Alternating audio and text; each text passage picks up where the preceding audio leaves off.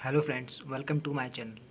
इसमें आपको मैं बताऊंगा कॉमन एमिटर और कॉमन बेस के शॉर्ट फॉर्मूले जो कि काफ़ी हेल्पफुल होंगे आपको न्यूमेरिकल लगाने में। ठीक, तो कॉमन एमिटर की बात करते हैं। इसमें हम लेंगे बीटा और इसका रेजिस्टेंस गिवन हो जाएगा R O upon R I. जो कॉमन रेजिस्टेंस का फॉर्मूला होता है वही इसमें लेंगे। इसमें आर ओ है output resistance upon input resistance, और इसमें ये हो जाएगा, और इसमें बीटा हो जाएगा करंट गेन।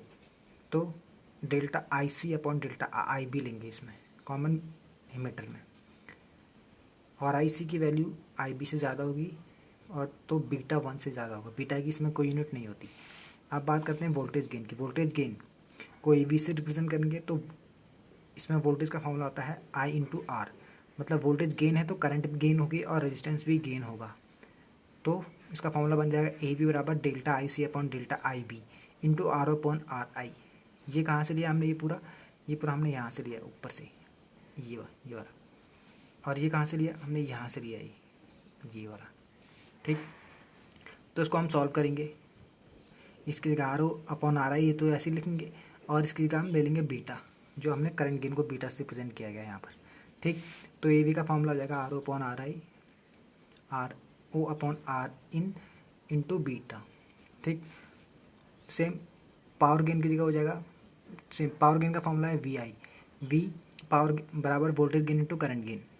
तो वोल्टेज गेन का फॉर्मूला लिख लो वैसे यहाँ पर, ये है वोल्टेज गेन का फॉर्मूला यहाँ पर, ये वाला। ठीक, इंटू बीटा। बीटा क्या है? Current gain. ये करंट गेन बीटा। ठीक, तो इसको हम सॉल्व करेंगे तो ये हमारा इतना आ जाएगा पावर गेन। पावर गेन है beta square into R O upon R in. ठीक, अब बात कर लेते हैं कॉमन बेस की। इसमें अल्फा, कॉमन बेस को अल्फा से रिप्रेजेंट करेंगे तो उसका रेजिस्टेंस गेन हो जाएगा R O upon R I, R in, और करंट गेन हो जाएगा अल्फा से लिखेंगे delta I C upon delta I E. I E की वैल्यू आई सी से ज़्यादा होगी तो अल्फ़ा की वैल्यू 1 से कम हो जाएगी। अल्फ़ा की इसमें कोई यूनिट नहीं होती। और इसका और वोल्टेज गेन का फॉर्मूला आएगा आई गेन, मतलब current gain into resistance gain. जैसे वोल्टेज गेन हो रहा है तो करंट भी गेन होगी और रेजिस्टेंस भी गेन होगा। सेम फॉर्मूला करंट गेन का फॉर्मूला ये वाला जो यहाँ पर हमने बनाया, delta I C upon delta I E, मतलब ये हो गया। ठीक, और आर गेन मतलब output resistance upon input resistance. Solve करेंगे ये, इसके बदले हम ये अल्फ़ा लिखेंगे यहाँ पर करंट वाला। ठीक, और R O I, R output upon input ये ऐसे रहेगा, सेम वैसे ही। पावर गेन में क्या होगा? पावर बराबर वी इंटू आई, मतलब voltage gain into current gain. ठीक, तो पावर का फॉर्मूला बन जाएगा alpha into R O upon R I into alpha. ठीक, इसको हम सॉल्व कर देंगे। Into alpha square upon output resistance upon input resistance बराबर पावर। ये पावर का फॉर्मूला हो गया। ठीक है,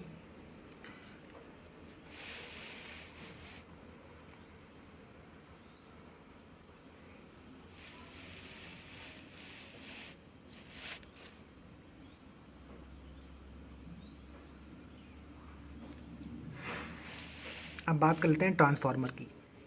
इसकी इफिशियंसी होती है output power upon input power into 100। Output power का फॉर्मूला वी आई, देखो पावर का फॉर्मूला होता है वी इंटू आई।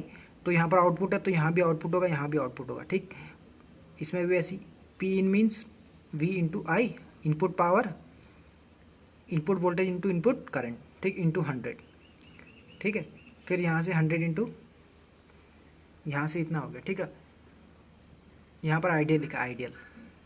ये अगर आइडियल है तो इफिशियंसी इसकी 100 होगी, इफिशियंसी इसकी ये इसकी 100 होगी, तो ये 100 और इंटू 100 कैंसिल हो जाएगा। तो पी, तो ये यहाँ इसके साथ इंटू होगा, यहाँ पर 1 आ जाएगा, तो पी ओ बराबर पी इन हो जाएगा। ठीक, पी ओ मीन्स इसमें जो हमारा ओ है वो है, ये जो आउटपुट है वो, ये इसमें जो आउटपुट है वो सेकेंडरी है। ठीक है, इसमें जो आउटपुट पावर है वो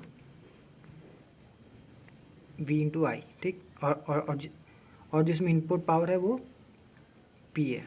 ठीक है, तो इसको इसके नीचे ले आते हैं, पी एस के नीचे, और आई पी के नीचे आई एस ले आते हैं। ठीक है, इसमें एस का मतलब है सेकेंडरी और पी का मतलब है प्राइमरी। ठीक है, तो ये इस तरह बन जाएगा इक्वेशन। ठीक, और ये एन है number of turns in secondary upon number of turns in primary. ठीक है। और ये है EMF in secondary, EMF in primary बराबर गामा। ठीक है।